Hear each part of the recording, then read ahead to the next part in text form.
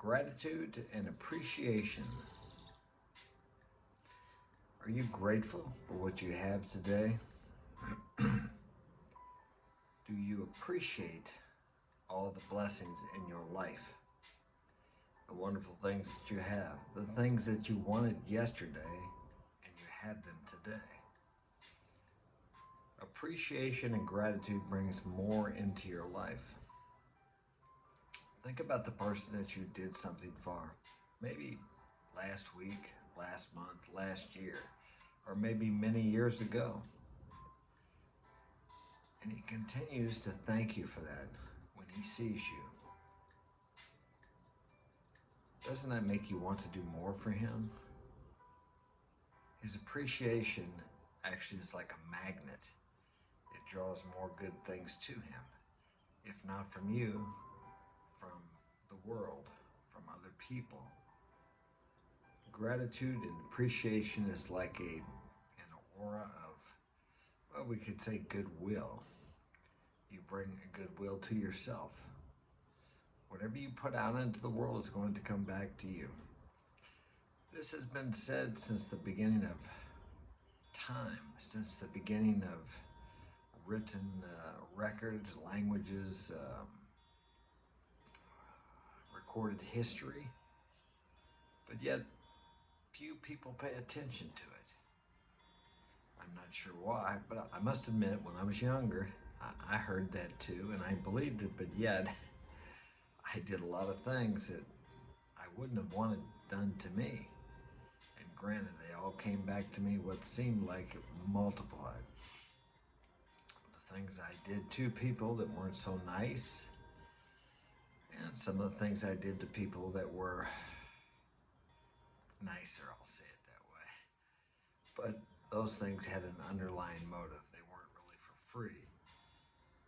Everything I did that appeared nice on the outer, what you could see from the outside, actually had a motive underneath. I wanted something back from that person. What I've learned in life, in my 63 years on this planet, almost 63 next month, is that whatever I put out there comes back to me multiplied, as I said earlier. Whatever I take selfishly is taken from me multiplied. It's like gravity. I've said this before. Excuse me, like gravity. You can't see gravity, but you certainly can see the effects of gravity. You can feel the effects of gravity. That's why you're not floating off the earth. But yet, these other universal laws we don't seem to pay attention to. Well, think about wind. We can't see the wind, but it's a powerful force. We can see the damage it does, and we can also see the good that it does. After a heavy rain, it dries up the ground so the farmers can plant crops. It dries up the floods that have destroyed things. But yet we can't see it. We can see the effects of it. We can't see music, but we can hear it and experience the calming effect it has on us. Or some music, the energizing effect that it has on us. And these are all just sounds. We can't see the sounds, but we can hear them and we can feel what they do to us.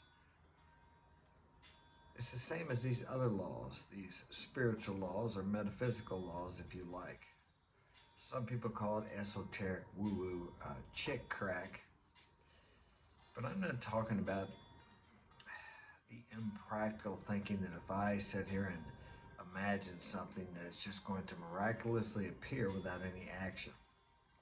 I'm a firm believer in action, but I'm not a firm believer in action without the preceding domineering thought pattern, which draws things to you, or at least opens up windows of opportunity, or opens up doors so you can see the windows of opportunity, if that makes sense to you.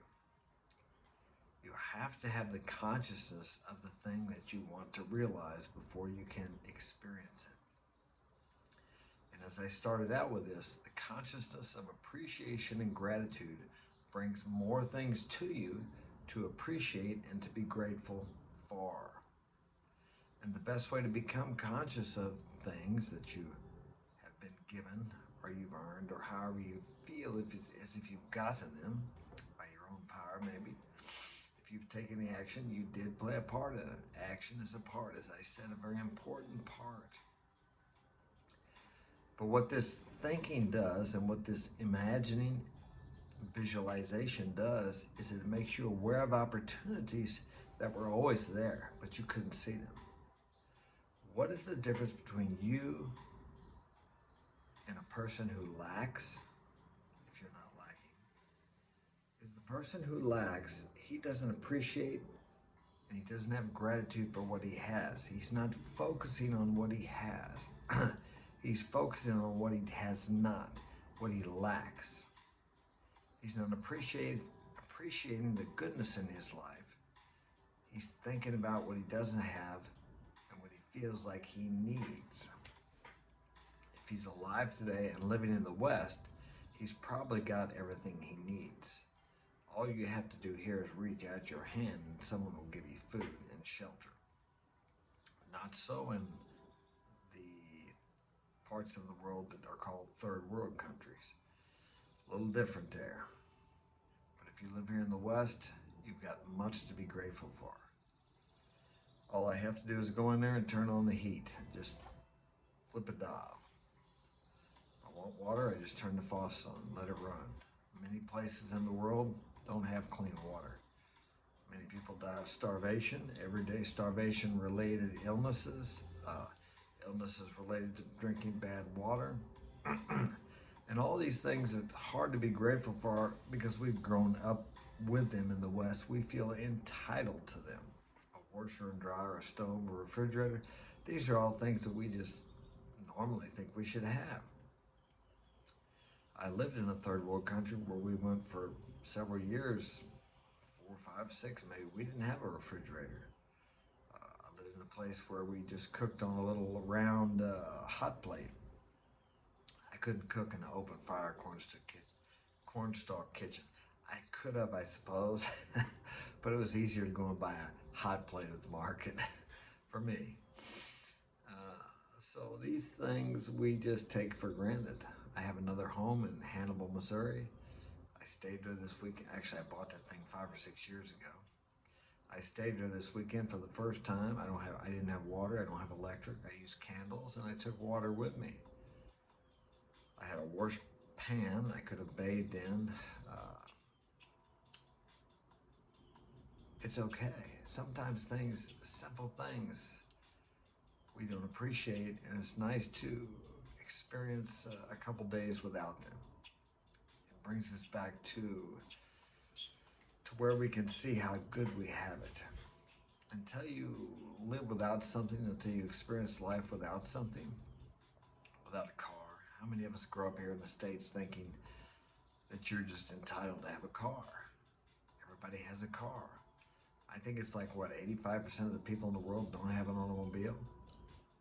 But when you grow up in a place like I have, and many of you have, we just assume that public transportation or having your own automobile is a right, when it's actually a privilege of people who live in the Western world.